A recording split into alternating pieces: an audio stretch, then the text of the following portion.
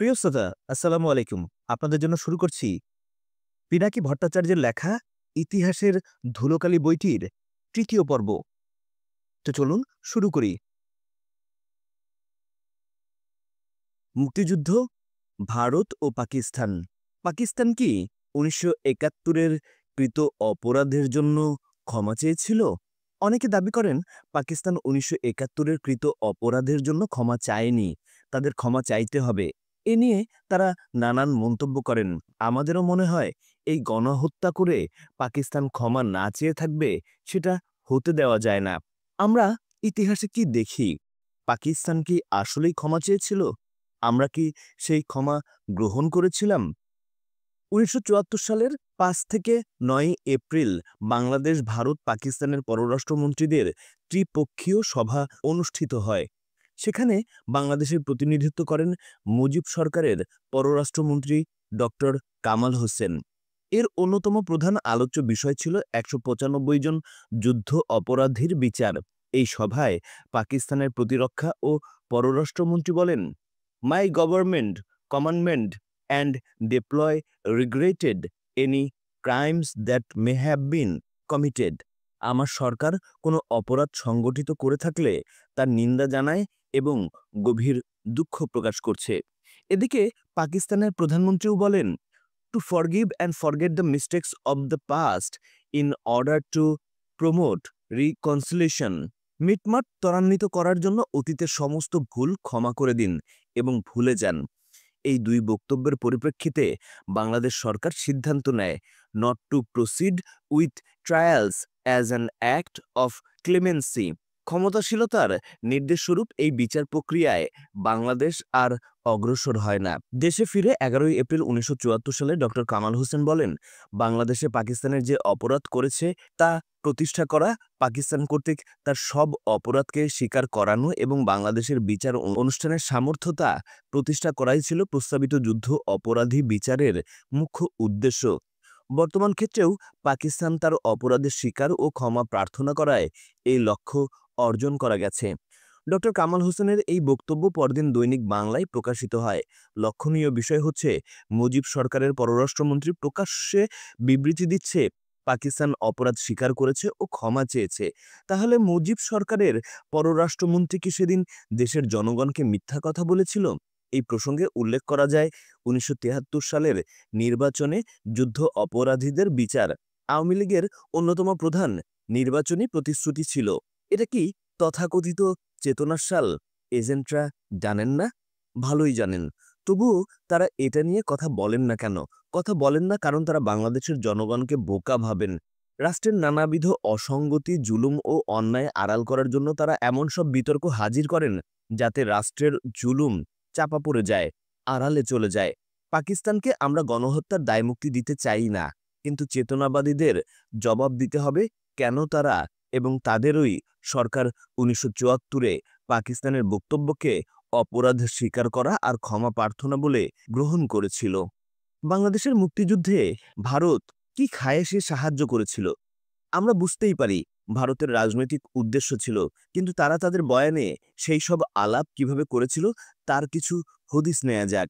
প্রজা সোশ্যালিস্ট পার্টির সমর গুহ বলেছিলেন, বাংলাদেশের স্বাধীনতা আমাদের বাংলা ভাগের বেদনা উপশমরে একটা সুযোগ সৃষ্টি করেছে, কিন্তু পূর্ববঙ্গের মুসলমানরা তো বাংলা ভাগ চায়নি। বাংলা ভাগ তো চেয়েছিল পশ্চিমবঙ্গের হিন্দু নেতারা। তাদের গোয়ার্তমিতেই বাংলা ভাগ হয়েছিল। তাহলে বাংলা ভাগ সমর গুহদের জন্য বেদনার বিষয় কেন হবে? সেটার কারণ হচ্ছে, বাংলা ভাগ হয়ে পাকিস্তান সৃষ্টির সাথে সাথেই পূর্ববঙ্গের জমিদারিও তাদের হাতছাড়া হয়ে যায়। জমিদারি লুণ্ঠনের টাকা পশ্চিমবঙ্গে আসা বন্ধ হয়ে যায়। এর সাথে শুরু হয় পূর্ববঙ্গ থেকে যাওয়া উদ্বাস্তুদের স্রোত। কলকাতার সমৃদ্ধিতে ভাটা পড়ে। এটাই তাদের কাছে বাংলা ভাগের বেদনা। যেই ভুল তারা করেছিল সেটা শোধরানোর সুযোগ এসেছে বলে তারা মনে করেছিল। তারা আর কি ভেবেছিল এই বিকল্প পথে জমিদারি ফিরে পাওয়ার তরিকা হিসেবে? মুক্তিযুদ্ধ চলাকালে ইন্ডিয়ান জার্নাল লিখেছিল, স্বাধীন বাংলাদেশ তৈরি হলে বাংলাদেশ ও ভারতের পারস্পরিক উপকারী বাণিজ্য এবং অর্থনৈতিক সম্পর্ক সৃষ্টি হবে। ভৌগোলিকভাবেই উপমহাদেশে যে পরিবহন ও বাণিজ্য লেনদেনের যোগাযোগ ব্যবস্থা ছিল তার পুনঃস্থাপন ভারতের পূর্বাঞ্চলীয় অঞ্চল উৎপাদন খরচ কমাবে। এই একীভূত বিশাল বাজার বিপুল বিনিয়োগকে আকৃষ্ট করবে। মৃতপ্রায় পশ্চিমবঙ্গের অর্থনীতি পুনর্জীবিত হবে এবং দীর্ঘমেয়াদে তার রাজনীতিও পরিবর্তিত হবে। এক্ষেত্রে উল্লেখ করা যেতে পারে, পশ্চিমবঙ্গের অর্থনৈতিক দুর্গতির সাথে সাথেই সেখানে বাম এবং চরমপন্থার উত্থান ঘটেছিল। রাজনীতির পরিবর্তন হবে।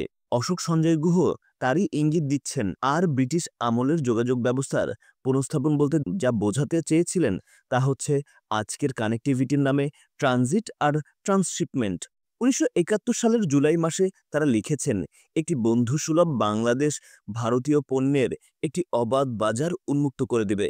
পশ্চিমবঙ্গের জন্য এটা একটি পরিপূরক অর্থনীতি হয়ে দাঁড়াবে। ধুঁকতে থাকা পশ্চিমবঙ্গের অর্থনীতির জন্য তা যথেষ্ট উৎসাহ সঞ্চার করবে। মুক্তিযুদ্ধের পরপরই দ্য হিন্দুতে একটা নিবন্ধ ছাপা হয়।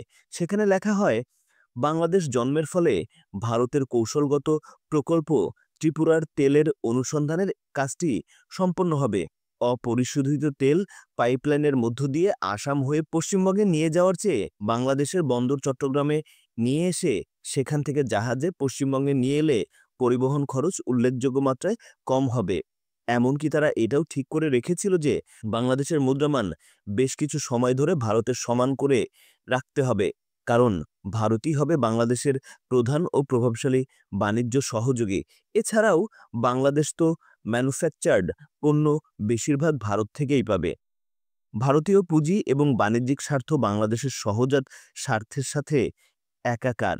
এর কারণ এই নয় যে বাংলাদেশের শ্রম সস্তা, বরং যৌথ বিনিয়োগ বাংলাদেশ আর পূর্ব ভারতের অর্থনীতির প্রকৃত একত্রীকরণ ঘটবে। যেই এলাকা শতাব্দীর পর শতাব্দী ধরে একই অর্থনীতির অধীনে ছিল। ভারত নিশ্চিতভাবেই বাংলাদেশের স্বাধীনতা সংগ্রামে সাহায্য করেছিল তার নিজস্ব লাভ ক্ষতির হিসেব করেই, আর তার হিসেব নিকাশে লাভের পাল্লার ভারী ছিল বলেই তারা আমাদের সাহায্য করেছিল। এই সাহায্য নিছক কোনো সদিচ্ছাজাত ছিল না, যা ভারতের তরফ থেকে বলার চেষ্টা করা হয়। যে সমস্ত ভারতীয় ডকুমেন্ট উপস্থাপন করা হয়েছে সেখানে স্পষ্টভাবেই দেখা যাচ্ছে ভারত তার নিছক বাণিজ্যিক স্বার্থ ও কৌশলগত লাভের কথা চিন্তা করেই বাংলাদেশের স্বাধীনতা যুদ্ধে সাহায্য করেছিল। এই হিসেবে ক্ষতির পাল্লা বেশি হলে ভারত কোনো অবস্থাতেই সাহায্যে এগিয়ে আসতো না। মুক্তিযুদ্ধের সময় কি শুধু ভারতই শরণার্থীদের আশ্রয় দিয়েছিল? আমরা শুধু শুনে এসেছি মুক্তিযুদ্ধের সময় শরণার্থীদের শুধু ভারতই আশ্রয় দিয়েছিল। কথাটা পুরোপুরি সত্যি নয়। মুক্তিযুদ্ধের সময় মিয়ানমারেও বাংলাদেশের শরণার্থীরা আশ্রয় নিয়েছিল, আর তারা আশ্রয় নিয়েছিল মুসলিম অধ্যুষিত রাখাইন প্রদেশেই। ১৯৭১ সালের ১৮ জুন অস্থায়ী রাষ্ট্রপতি সৈয়দ নজরুল ইসলাম এই জন্য আনুষ্ঠানিকভাবে মিয়ানমারের জনগণ আর তার সরকারকে ধন্যবাদ জানান। অবশ্য মিয়ানমারের মুসলিম জনগণের বদান্যতায় এই ইতিহাসকে মুছে দেওয়া হয়েছে এবং ভারতকে শরণার্থীদের আশ্রয় দেওয়ার পূর্ণ কৃতিত্ব দেয়া হয়েছে। সে কারণেই রোহিঙ্গাদের তাড়িয়ে দেওয়ায় আমাদের চেতনা শিবিরে কোনো গ্লানি হয়নি। নিশ্চয়ই রোহিঙ্গাদের মধ্যে বয়স্করা এই ঘটনা জানে। তারা আমাদের কি বলেছে, আমাদের নিয়ে কি ভেবেছে ভাবুন একবার। একবারও কি কেউ বলেননি অকৃতজ্ঞ? ভারত সম্পর্কে ভুল ধারণা। শত্রু সম্পত্তি আইনের মতো আইন ভারতে হয়েছে অনেক আগে। ছোটবেলা থেকেই শুনে আসছি শত্রু সম্পত্তি, বাংলাদেশ আমলে অর্পিত সম্পত্তি, আইনের কথা।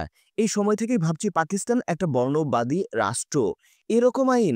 এরকম একটা আইন কিভাবে করলো?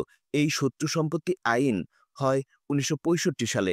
ভারতে দ্য ইভাকুউ প্রপার্টি অর্ডিন্যান্স নামে একটা কালো অধ্যাদেশ ১৯৪৯ সালে। সেকুলার আইকন নেহেরু এই অধ্যাদেশটা করেছিল। সেখানে সকল মুসলমানকে পোটেনশিয়াল ইভাকুউ টু পাকিস্তান, সম্ভাব্য পাকিস্তানি উদ্বাস্তু হিসেবে বিবেচনা করা হয়েছিল। এর ফলে পাকিস্তানে চলে যাওয়া যে কোনো এক পরিবারের সদস্যদের জন্য সম্পত্তি বিক্রি করা বা দখল হয়ে যাওয়া সম্পত্তি ভারতে বসবাসরত মুসলমানদের জন্য উদ্ধার হওয়া বা করা অসম্ভব হয়ে পড়ে। পাকিস্তানিদের সাঁকো নাড়ানোর কথা কে মনে করে দিয়েছিল? এই প্যারোডার বক্স খুলেছিল সেকুলার নেহরু। বাংলাদেশে ২০০১ সালে অর্পিত সম্পত্তি প্রত্যাপর্ণ আইন হয়। বাস্তবায়ন যাই হোক, আইন তো হয়েছে। কিন্তু দ্য ইভাকিউ প্রপার্টি অর্ডিন্যান্সের খবর কি? বাংলাদেশে যারা শত্রু সম্পত্তি আইন বাতিলের দাবিতে এতদিন আন্দোলন করেছিলেন, তারা কি দুই দেশের দুই আইন, দ্য ইভাকিউ প্রপার্টি অর্ডিন্যান্স এবং শত্রু সম্পত্তি আইনের বিরুদ্ধে একই সাথে দুই দেশে আন্দোলন করতে পারতেন কিনা? তা করতে পারলে এটা একটা আন্তর্জাতিক মানবাধিকার ইস্যু হয়ে যেত, সমাধানও সহজ হতো। এটা করেনি কেন? নেহেরুকে বাঁচানোর জন্য? নাকি জানতেন না এই ইন্ডিয়ান আইনের কথা? বাংলাদেশের বুদ্ধিজীবীরাও কি জানতেন না ভারতীয় এই অধ্যাদেশের কথা? ভারতের সংবিধানে ধর্ম নিরপেক্ষতা, ভারতের সংবিধানে ১৯৭৬ সালে ৪২তম সংশোধনীর মাধ্যমে ধর্ম নিরপেক্ষতা যুক্ত হয়। ধর্ম নিরপেক্ষ আদর্শ বলতে রাষ্ট্র আর ধর্মকে আলাদা করার যে তরিকা আমরা পাশ্চাত্যে দেখি, তা এই ধর্ম নিরপেক্ষতাতে নেই।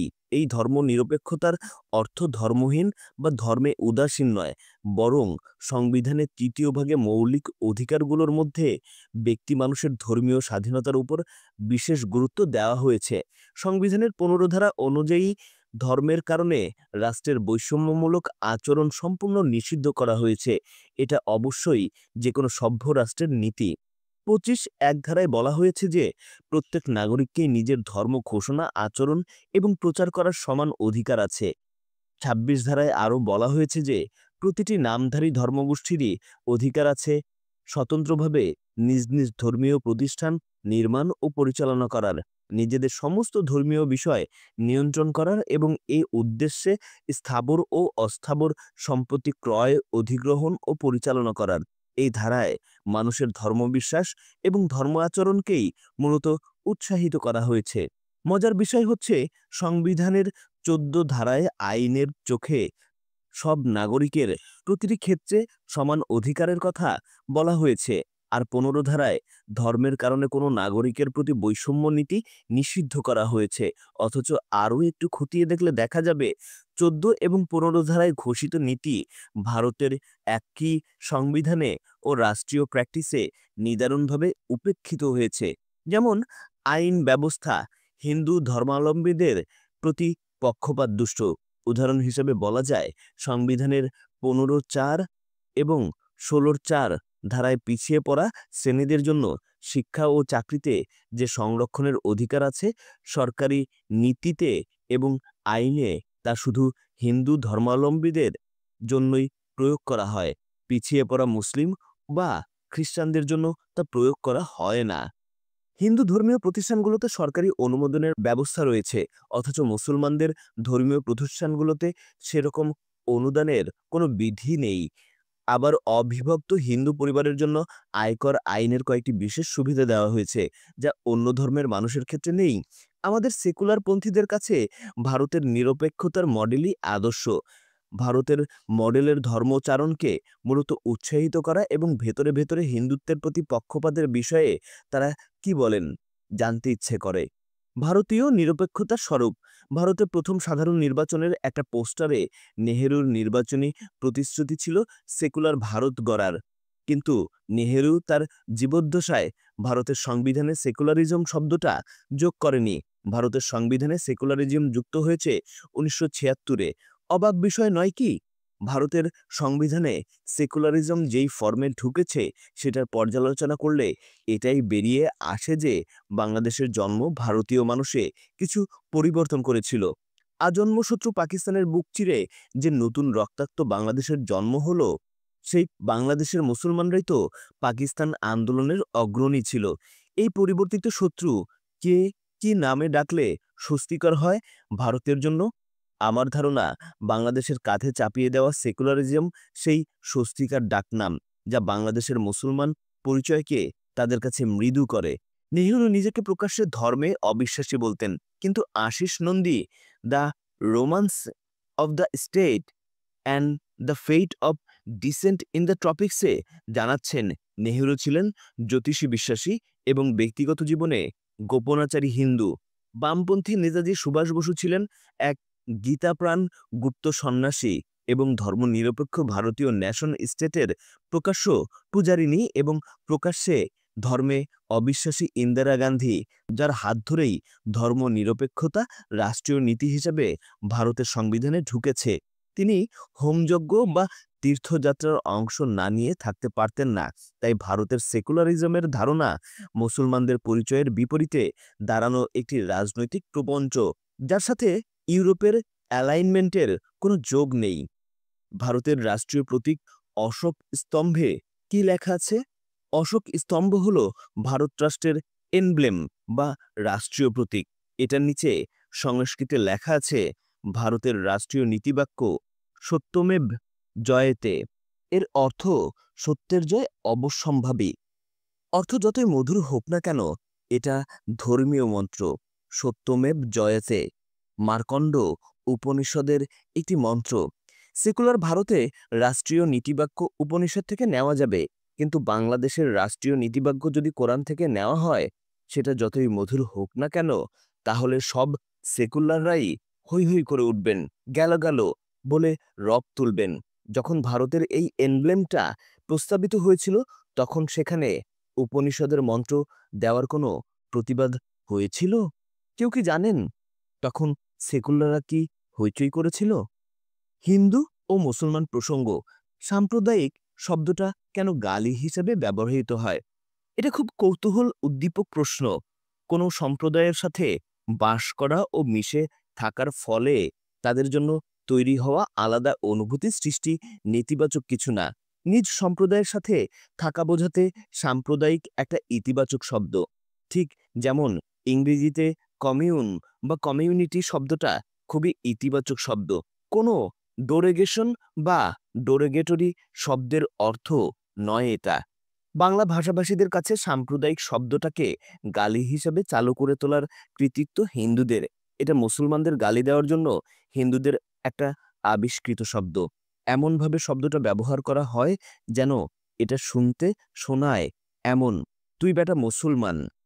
তবে হিন্দুরাও এককালে এই শব্দটা কিন্তু পজিটিভ অর্থেই ব্যবহার করত।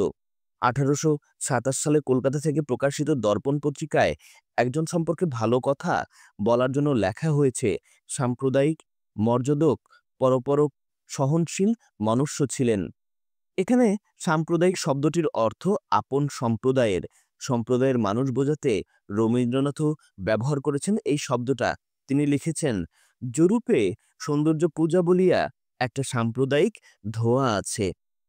এটা তিনি লিখেছেন 1907 সালে। কিন্তু অন্য সম্প্রদায়ের প্রতি বিদ্বেষ অর্থে বিশিষ্ট হিসাবে এই শব্দটির রবীন্দ্রনাথ আবার ব্যবহার করেছেন আরও পরে 1931 সালে। যেমন তিনি লিখেছেন, পিয়ারসন কয়েকজোড়া সবুজ রঙের বিদেশি পাখি আশ্রমে ছেড়ে দিয়েছিলেন। অনেকদিন তারা এখানে বাসা বেঁধেছিল, আজকাল আর দেখতে পাই না। আশা করি কোনো নালিশ নিয়ে তারা চলে যায়নি, কিংবা এখানকার অন্য আশ্রিত পশু পাখির সঙ্গে বর্ণভেদ বা সুরের পার্থক্য নিয়ে তাদের সাম্প্রদায়িক দাঙ্গা হাঙ্গামা ঘটেনি। যেই কারণেই প্রায় 100 বছর আগে জ্ঞানেন্দ্রমোহন দাশের বাংলা অভিধানে সাম্প্রদায়িক বলে কোনো শব্দই নেই। 1934 সালে হরিহরণ বন্দ্যোপাধ্যায়ের বঙ্গীয় শব্দকেশে সাম্প্রদায়িক শব্দের অর্থ বলা হয়েছে, 1 সম্প্রদায় হইতে আগত, 2 সম্প্রদায় বিশেষের মতালম্বী।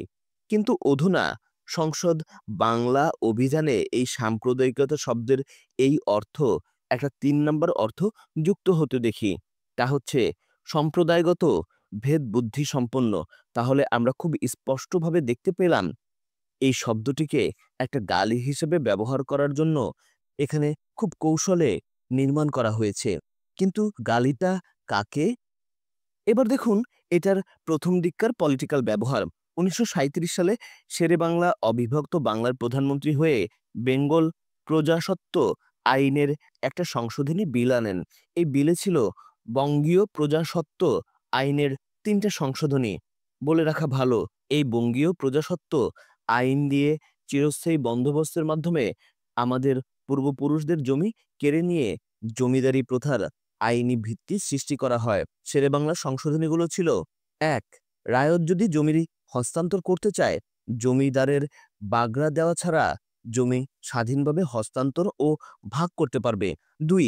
জমিদারদের খাজনা বৃদ্ধির অধিকার রদ করা হয়। ৩. সেলামি ও নাজরানা নামের জমিদারকে দেওয়া জমি হস্তান্তর ফি বাতিল করা হয়। খেয়াল করলে দেখবেন জমিদারের কর্তৃক ব্যাপকভাবে খর্ব করা হয়েছিল এই বিলে। হিন্দু জমিদাররা এই প্রথম এই বিলকে সাম্প্রদায়িক বলে প্রত্যাখ্যান করে। এখানে সাম্প্রদায়িকতার কি আছে? এটা তো একটা প্রগতিশীল পদক্ষেপ।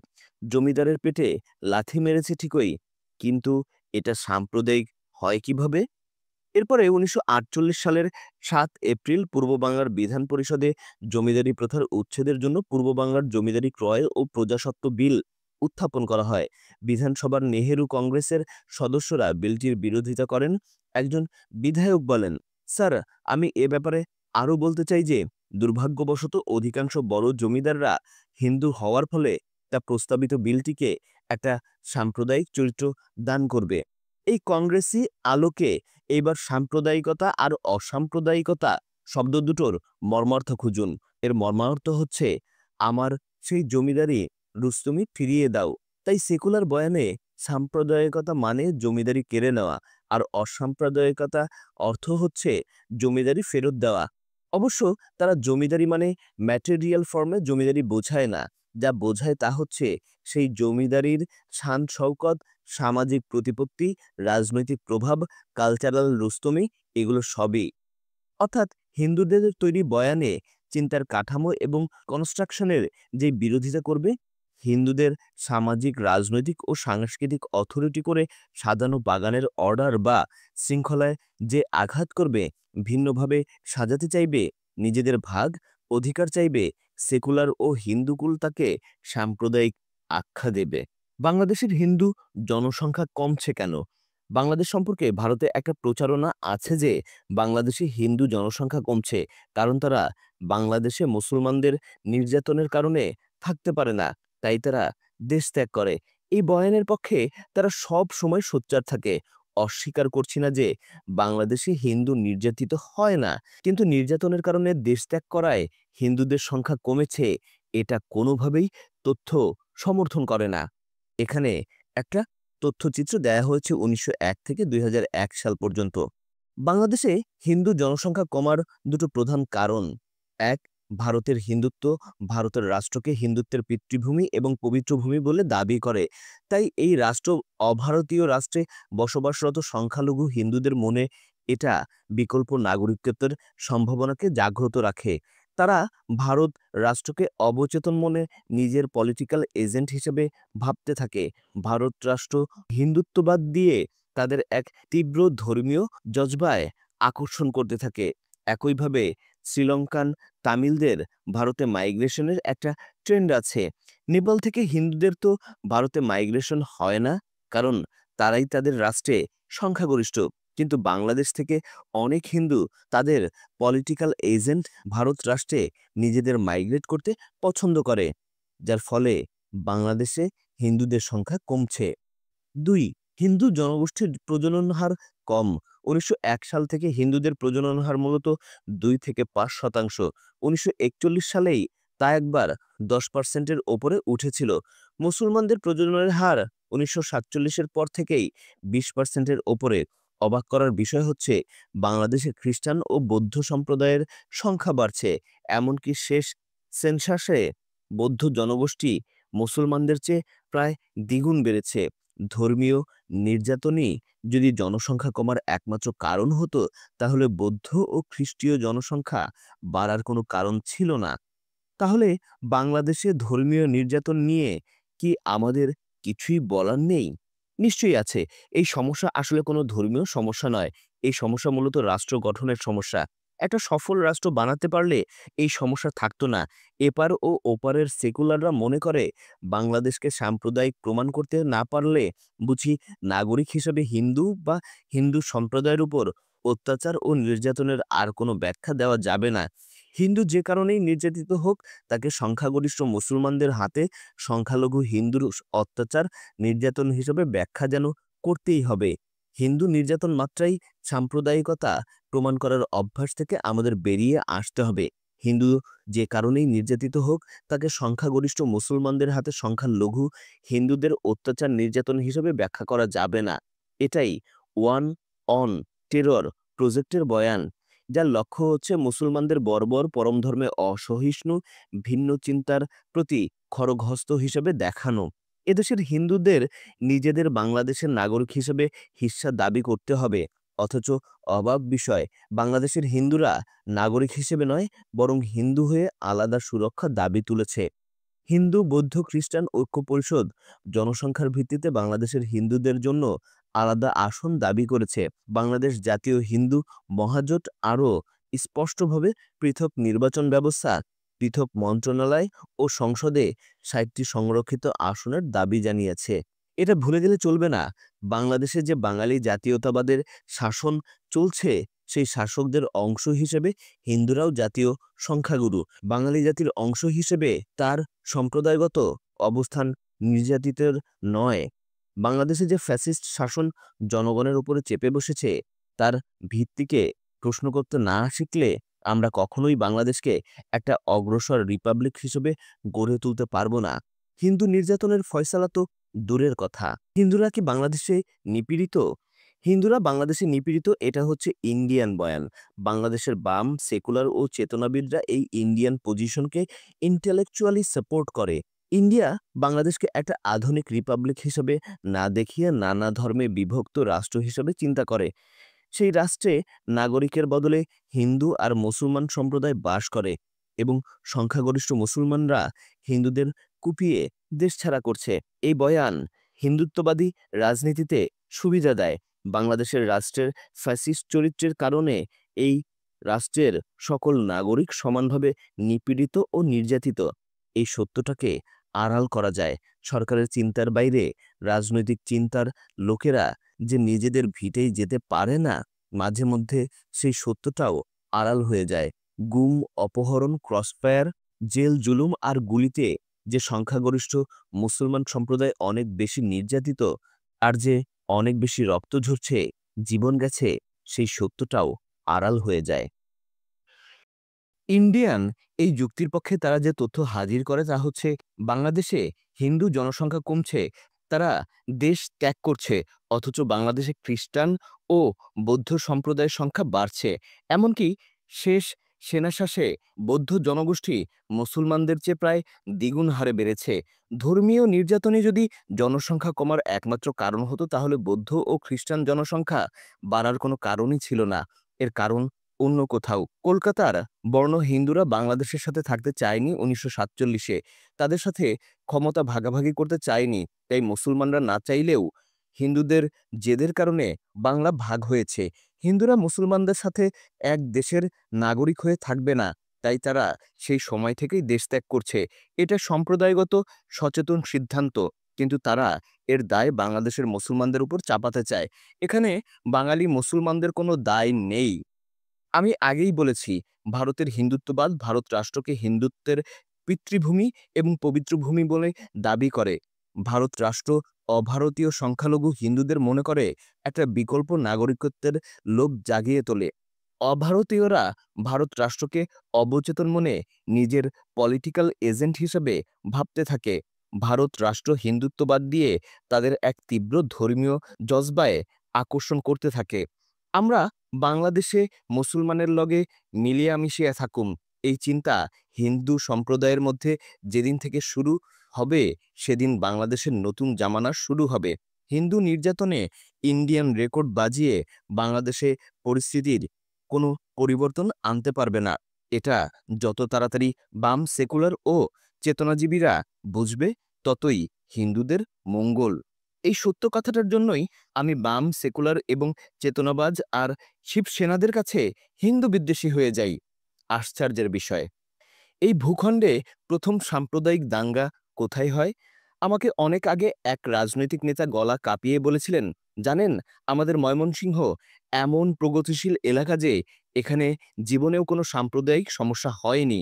আমি বলেছিলাম, না, জানতাম না, এইমাত্র জানলাম। এরপর পড়তে পড়তে জানলাম, এই ভূখণ্ডের সবচেয়ে ভয়াবহ প্রথম সাম্প্রদায়িক দাঙ্গা হয়েছিল ১৯০৭ সালে কুমিল্লা আর জামালপুরে। এই দাঙ্গা এত ভয়াবহ ছিল যে ইংল্যান্ডের হাউস অফ কমন্সে এই দাঙ্গা নিয়ে প্রশ্ন ওঠে। কারণ কি ছিল জানেন? খুবই অদ্ভুত। কংগ্রেস কর্মীরা দরিদ্র মুসলমানদের স্বদেশী পণ্য ব্যবহারে বাধ্য করেছিল আর বিদেশি পণ্য মুসলমান ক্ষুদ্র ব্যবসায়ীদের কাছ থেকে জোর করে কেড়ে নিয়ে পুড়িয়ে দিত। সারা দেশেই এ ধরনের ঘটনা ঘটেছিল। পুলিশের নথি থেকে জানা যায় ১৯০৫ সালে শুধু নভেম্বর মাসেই বরিশালে বিদেশি পণ্য কেনার অপরাধে স্বদেশী কংগ্রেস কর্মীরা স্থানীয় মুসলমানদের উপর হামলা করে ৬০ বার। রবীন্দ্রনাথের ঘরে বাইরে উপন্যাসে এই ধরনের ঘটনার উল্লেখ আছে। এই উপমহাদেশে সাম্প্রদায়িক সমস্যার জন্য হিন্দু ইতিহাসবিদদের তরফ থেকে একতরফা মুসলমানদের দায়ী করা হয়।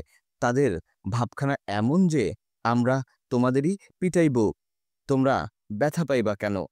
আওয়ামী লীগের সেই নেতা জীবিত নেই, তাই তাকে এটা জানাতে পারলাম না। ভারতে মুসলমান নিপীড়ন বনাম বাংলাদেশে হিন্দু নিপীড়ন। ভারতে মুসলমান নিপীড়ন হলেও ভারতের মুসলমানরা পাকিস্তানে যায় না, কিন্তু বাংলাদেশে হিন্দু নিপীড়ন হলে হিন্দুরা দলে দলে ভারতে যায়। কেন যায়? এই প্রসঙ্গ আমাদের সেকুলারদের বয়ান হচ্ছে ভারতের আধুনিক ও প্রগতিশীল মানুষের শক্তিশালী অবস্থান আছে তাই। খুব মজার বিষয়, হাসবো না কাঁদবো বুঝতে পারছি না। ভারতে এই আধুনিক প্রগতিশীল মানুষের অবস্থান এতই শক্তিশালী যে এক একটি সাম্প্রদায়িক দাঙ্গার হাজার হাজার মুসলিম কতল হয়ে যায়। শুধু মুসলিম না, কতল হয় শিখ, কতল হয় দলিত। তারপরও মেয়েরা ভারত মহান। বাংলাদেশ কেন ভারতের মতো হচ্ছে না? কেন বাংলাদেশের মুসলমান বিজ্ঞানমনস্ক হয়ে বন্দে মাতরম বলছে না? এই চিন্তায় তাদের ঘুম আসে না। এই প্রশ্নের প্রধান উত্তর হচ্ছে রাষ্ট্র সম্পর্কে ভারতের মুসলমান আর বাংলাদেশের হিন্দুদের বিপরীতমুখী চিন্তা। ভারতের মুসলমানরা ভারত রাষ্ট্রকে তাদের পলিটিক্যাল এজেন্ট বলে গ্রহণ করেছে। পাকিস্তান তাদের পলিটিক্যাল এজেন্ট নয়, তাই সে তার পলিটিক্যাল এজেন্ট ভারত নামের রাষ্ট্রের কাঠামোর মধ্যেই তার সমস্ত রাজনৈতিক ফয়সালা করে নেওয়ার চেষ্টা করে। সেই রাষ্ট্রকে ছেড়ে দিয়ে তার সমস্যার সমাধান খোঁজে না। এটা ভারতীয় মুসলমানদের শক্তির দিক। এমনকি তাদের রাজনৈতিক ফয়সালার জন্য তার মুসলিম আত্মপরিচয়কে সেকুলার জামা পরেও ঢেকে রাখার দরকার হয় না। ভারতের মুসলমানদের সেকুলাররা পুতুপুতু করে রক্ষা করে না। ওরা বিপদ এলে নিজেরাই লড়াই করে, কখনো কখনো দলে দলে মরে, আবার ফিনিক্স পাখির মতো মাথা তুলে দাঁড়ায়। ভারতের মুসলমানদের মতো বাংলাদেশের হিন্দুরা বাংলাদেশ রাষ্ট্রকে তার পলিটিক্যাল এজেন্ট ভেবে বাংলাদেশ রাষ্ট্রের কাঠামোর মধ্যে সমস্যার রাজনৈতিক সমাধানের লক্ষ্যে অগ্রসর হলেই কেবল তাদের দেশত্যাগ বন্ধ হবে। মালয়েশিয়াকে সেকেন্ড হোম বানানো বা দেশে ভবিষ্যৎ নেই বলে যেসব উচ্চবিত্তরা দেশ ছাড়ছেন, একটা বিদেশি পাসপোর্ট হাতে পাওয়াকেই যারা জীবনের মোক্ষম অর্জন ভাবছেন, তারাও এই একই মনোভাবে আক্রান্ত। তারাও বাংলাদেশকে তাদের পলিটিক্যাল এজেন্ট মনে করে না। তারা মনে করে না যে এই পোড়ার দেশে তার বিকাশের কোনো শর্ত উপস্থিত আছে। কেন আমি সকাল বিকাল মুসলমানদের গালিগালাজ করি না? তপন রায়চৌধুরী যখন বাংলানামা নিয়মিত দেশ পত্রিকা প্রকাশ করতেন, তখন প্রতিটি পর্ব প্রকাশিত হওয়ার পর অসংখ্য চিঠি পেতেন।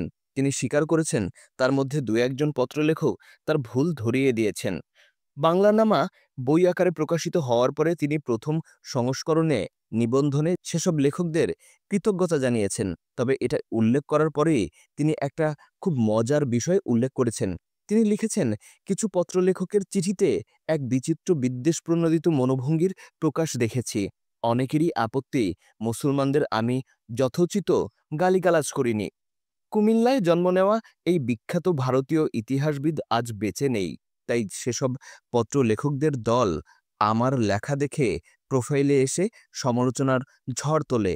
কেন আমি নিয়ম করে সকাল বিকাল মুসলমানদের যথোচিত গালিগালাজ করি না? স্বামী বিবেকানন্দের মুসলিম সমাজ সম্পর্কে মূল্যায়ন। মুসলমানদের ভারত অধিকার দরিদ্র পদদলিতদের উদ্ধারের কারণ হয়েছিল।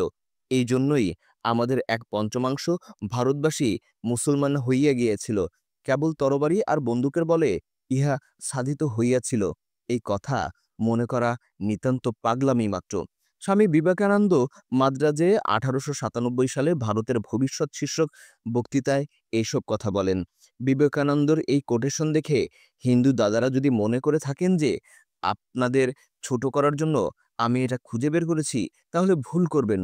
আর মুসলমান ভাইয়েরা যদি মনে করে থাকেন আপনাদের কেবল গুণকীর্তন করা হয়েছে, তাহলে আপনারাও বিরাট ভুল করবেন।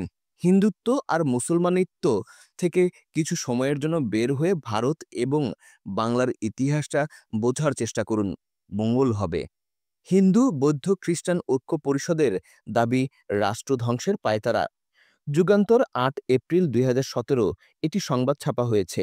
সেখানে বলা হয়েছে, জাতীয় সংসদে ৬০টি সংরক্ষিত আসন চায় হিন্দু বৌদ্ধ খ্রিস্টান ঐক্য পরিষদ। এছাড়া তাদের ৭ দফা দাবির মধ্যে অন্যতম আরও দুটো দাবি রয়েছে। এগুলো হলো সংখ্যালঘু বিষয়ক পৃথক মন্ত্রণালয় এবং সংখ্যালঘু কমিশন গঠন। হিন্দু বৌদ্ধ খ্রিস্টান ঐক্য পরিষদের নবম জাতীয় সম্মেলন থেকে এসব দাবি জানানো হয়। রাজধানীর ইঞ্জিনিয়ার্স ইনস্টিটিউশন মিলনায়তনে দুদিনব্যাপী এই ত্রিবার্ষিক জাতীয় সম্মেলন থেকে রাজনীতিবিদ ও নাগরিক সমাজের নেতারা বলেন, জাতি ধর্মের রোষানলে দেশ প্রায় ধ্বংসের পথে।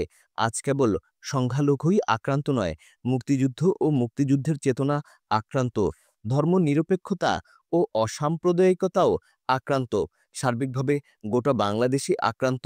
এর বিরুদ্ধে সবাইকে একসঙ্গে লড়াইয়ে নামতে হবে। মুক্তিযুদ্ধের বাংলাদেশের রক্ষায় সংখ্যালঘুদের ন্যায্য অধিকার কড়াইগণ্ডায় বুঝিয়ে দিতে হবে। এই দাবি তারা কার কাছে জানালো? সম্মেলনে রাজনৈতিক দলগুলো সবাই এসেছে, জামায়াত আর বিএনপি ছাড়া। যারা এসেছে তারা সংহতি জানিয়েছে। আওয়ামী লীগ তো ছিলই, জাতীয় পার্টিও সংহতি জানিয়েছে। তাহলে যারা আসেনি তাদের কাছেই কি দাবি জানানো হচ্ছে? জামায়াত না হয় বুঝলাম তাদের অপছন্দের দল, কিন্তু বিএনপিকে কেন সম্মেলনে দাওয়াত দিল না? এর যুক্তি কি? যুক্তি একটাই হতে পারে, এই হিন্দু বৌদ্ধ খ্রিস্টান ঐক্য পরিষদ গড়াই হয়েছে দল হিসেবে বিএনপিকে শিক্ষা দেওয়ার জন্য। আর তো কোনো যুক্তি নাই। তাদের দাবি নিয়ে তারা বলছে, হিন্দু নেতা নির্বাচন করবে হিন্দুরাই, এবং হিন্দুরা মুসলমান নেতাকে নির্বাচিত করবে না। এর চেয়ে সাম্প্রদায়িক বিভেদাত্মক কোনো দাবি হতে পারে? সম্প্রদায় আলাদা আলাদা নির্বাচন তো রিপাবলিকান রাষ্ট্রের ধারণার সম্পূর্ণ বিপরীত। এতে তো বাংলাদেশ নামের রাষ্ট্রই থাকে না। আর তারা বলে, মুক্তিযুদ্ধের বাংলাদেশ রক্ষায় সংখ্যালঘুদের ন্যায্য অধিকার কড়াইগণ্ডায় বুঝিয়ে দিতে হবে। এটা তো বাংলাদেশ নামের রাষ্ট্রের ১২টা বাজানোর তরিকা। এই দাবি তো এটাই বলে, হিন্দু আর মুসলমান একসঙ্গে এক রাষ্ট্রে থাকতে পারে না। এই সর্বনাশা দাবি যেখানে তোলা হয় সেখানে আমাদের বাম সেকুলার সবাই যায়, আর সেই সম্মেলন উদ্বোধন করেন আমাদের সো কল্ড বুদ্ধিজীবী রেহমান সুবহান। হিন্দু মুসলিম সমস্যা নিয়ে কে কথা বলবে? অনেকেই আমাকে প্রশ্ন করেন, আমি হিন্দু মুসলিম সমস্যা নিয়ে কেন লিখি? আমি কি হিন্দু ও মুসলিম সম্প্রদায়ের কোনো পর্যায়ের নেতা? আমার কোনো সম্প্রদায়ের নেতা হওয়ার খায়েশ নেই। আমি রাজনীতিকে ধর্মীয় সম্প্রদায়ের ভিত্তিতে ভাগ করি না, ভাগ করতে চাইও না, এবং করা ঠিকও মনে করি না। ফলে হিন্দু ইস্যুতে কথা বলার অধিকার কেবল হিন্দু নেতারই, আর মুসলমানদের বিষয়ে কেবল মুসলমান নেতারই হতে হবে। এই ভাগ করাকে আমি বিপজ্জনক মনে করি। আমি সাম্প্রদায়িক মানুষ নই। কোনো সম্প্রদায়ের এমন নিজস্ব সংগঠন থাকাই সাম্প্রদায়িক। সেটা যদি নিপীড়িত সম্প্রদায়ের হয়, তাও সেটা সাম্প্রদায়িক। দেশের নাগরিক হিসেবে আমার চিন্তা ব্যক্ত করার পূর্ণ অধিকার আছে। আর হিন্দু মুসলিমের বিভেদাত্মক অবস্থা যদি দেশের সামগ্রিক অবস্থাকে আরও সংকটে ফেলে, আর কেউ সেটা নিয়ে কোনো কথা বলতে চাইলে তাকে চুপ করে থাকতে বলাটা অভিসম্ভিমূলক। বাংলাদেশে হিন্দু সম্প্রদায় একটা জটিল সময় অতিক্রম করছে। তাদের উপর সহিংসতা বেড়েছে আগের চেয়ে অনেক বেশি, তাতে সন্দেহ নেই। এখন এই সমস্যার সমাধান কি? হিন্দুরা নিপীড়িত হিসেবে তাদের সংগঠন করেছে, এবং তারা হিন্দু পরিচয়ের মধ্য থেকেই এই সমস্যার সমাধান খুঁজছে। কারণ তারা মনে করছে হিন্দুদের যে কোনো সমস্যায় হিন্দুরাই পাশে দাঁড়াতে পারে। এই অনুমান সেক্টেরিয়ান অর্থে সাম্প্রদায়িক এবং বিভেদাত্মক এবং সর্বাংশে ভুল। এই কারণেই তারা বিভেদাত্মক একটি সংগঠন দিয়ে তাদের উপর চলা বিভেদাত্মক নিপীড়নের কোনো সমাধান করতে পারছে না বা খুঁজে পাচ্ছে না। তাই তাদের ৭ দফা দাবির প্রথম দাবিই হয়ে উঠেছে সাম্প্রদায়িক। তারা দাবি করেছে সংখ্যালঘুদের জন্য সংসদে ৬০টি আসন সংরক্ষণ করা এবং প্রশাসনিক কাঠামোর প্রতিটি স্তরে ২০% সংখ্যালঘু ও আদিবাসীদের পদায়ন। এই কথার অর্থ হলো, তারা বাংলাদেশকে একটা একক রাষ্ট্র হিসেবে রেখে নাগরিক হিসেবে সমাধান চায় না। নাগরিক পরিচয় ভেঙে সাম্প্রদায়িকতার ভিত্তিতে হিন্দুদের জন্য রাষ্ট্রকে টুকরো টুকরো করে আলাদা হিস্সা চায়। ধর্ম পরিচয় ছাড়াও সমাজে অসংখ্য বিভেদ থাকে। এই বিভেদের উপরে উঠে আমরা এক পলিটিক্যাল কমিউনিটি তৈরি করি, যেটাকে রাষ্ট্র বলে। হিন্দু বা মুসলমানদের রাষ্ট্রচিন্তা যদি রাজনৈতিক বিভেদগুলোই প্রধান করে তোলা হয়, নিরসনের কোনো কার্যকর ব্যবস্থা নেওয়ার উপায় না থাকে, প্রস্তাব না থাকে, তাহলে ধরে নিতে হবে রাষ্ট্র গঠনের গোড়ায় কোনো গলদ আছে। ফলে নতুন রাষ্ট্র সেখানে সম্ভব নয়। এমন কোনো রাষ্ট্র আগেই হয়ে থাকলে সেটা টিকবে না, তা আগেই বলা যায়। রাষ্ট্র গঠন মানে রাজনৈতিক সমাজ তৈরি। সেই রাজনৈতিক সমাজে সকল নাগরিক তার সাম্প্রদায়িক পরিচয়ে নয়, নাগরিক পরিচয়ে অংশ নেবে। সেই রাজনৈতিক সমাজ বা পলিটিক্যাল কমিউনিটি বা রাষ্ট্র গঠনের কাজই আমাদের আশু কর্তব্য। হিন্দু সম্প্রদায়কেও এই পলিটিক্যাল কমিউনিটি গড়ার কাজে অন্য সকলের সঙ্গে মিলে অংশগ্রহণ করতে হবে। পলিটিক্যাল কমিউনিটি বিষয়টা রাজনৈতিক ও সামাজিক গভীরতা বুঝে কাজ করতে হবে। সর্বোপরি তার নাগরিক পরিচয়কে মুখ্য করতে হবে এবং ঊর্ধ্বে তুলে ধরতে হবে। আমরা হিন্দু, আমাদের উপর মুসলমানরা অবিচার করছে, এমন ভাষায় অভিযোগ কেউ করতেই পারে। কিন্তু আমি হিন্দু হিসেবে এর সমাধান হিন্দু কায়দায় চাই, হিন্দুদের আলাদা কোঠায় চাই, এভাবে আমরা বলতে পারি না। এভাবে বললে তখন সেই নালিশ সাম্প্রদায়িক বা বিভেদমূলক নালিশ হয়ে যাবে এবং প্রত্যাশিত সমাধান হবে সাম্প্রদায়িক সমাধান। এই উদ্দেশ্য যাই হোক, পরিণাম ভালো হয় না, কারণ এই ধারায় নালিশের মানসিকতাটাই বিভেদাত্মক। অথচ বাস্তবে হিন্দু সম্প্রদায়ের সকল নালিশ ও অভিযোগ এই অবস্থানের ওপর দাঁড়িয়ে। এই অবস্থান কোনো সমাধান দিতে পারবে না, এমনকি পারছেও না। অবাক বিষয় হচ্ছে, নিজেদের সমস্যার সাম্প্রদায়িক সমাধান চাইলেও তারা চায় একটা অসাম্প্রদায়িক বাংলাদেশ। সাম্প্রদায়িক সমাধান দিয়ে অসাম্প্রদায়িক বাংলাদেশ কিভাবে সম্ভব হতে পারে তা বোধগম্য নয়। হিন্দু সম্প্রদায়কে বলতে হবে, আমি এই দেশের নাগরিক এবং আমরা এমন একটা রাষ্ট্র গড়ে তুলতে চাই যেই রাষ্ট্রে বিভেদাত্মক আচরণের শিকার হওয়ার কোনো সুযোগ থাকবে না। বাংলাদেশের হিন্দু সম্প্রদায় কি এই জরুরি কাজ করতে রাজি আছে? বিচার মানেই তালগাছ আমার।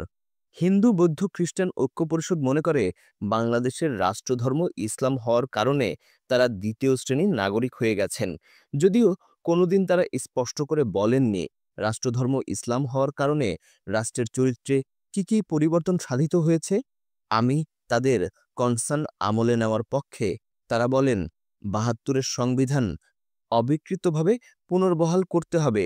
জাতীয় যেই সংবিধানের ভিত্তি বাঙালি জাতীয়তাবাদ, সেই সংবিধান যে ক্ষুদ্র জাতিসত্তার সকলকে এক খোঁচায় দ্বিতীয় শ্রেণীর নাগরিক বানিয়ে দেয়, সেটা তাদের নজরে আসে না। বাঙালি জাতীয়তাবাদ কিন্তু রাষ্ট্রের ভিত্তি। নিছক পোশাকি রাষ্ট্রধর্ম ঘোষণা নয়। যেই রাষ্ট্রধর্ম ইংল্যান্ডেও আছে, তাদের ভাবখানা এমন, আমার হিস্সা ঠিক থাকলেই সহি। আশা করি এই তৃতীয় পর্বটি আপনারা উপভোগ করেছেন। আমাদের বইগুলো যদি আপনাদের ভালো লাগে, তাহলে অবশ্যই আমাদের audio books by book bank চ্যানেলটি সাবস্ক্রাইব করবেন এবং আপনার বন্ধুদের সাথে শেয়ার করবেন, যাতে তারাও বাংলাদেশের ইতিহাস নিয়ে জানতে পারে। সবাই ভালো থাকবেন। আল্লাহ হাফেজ।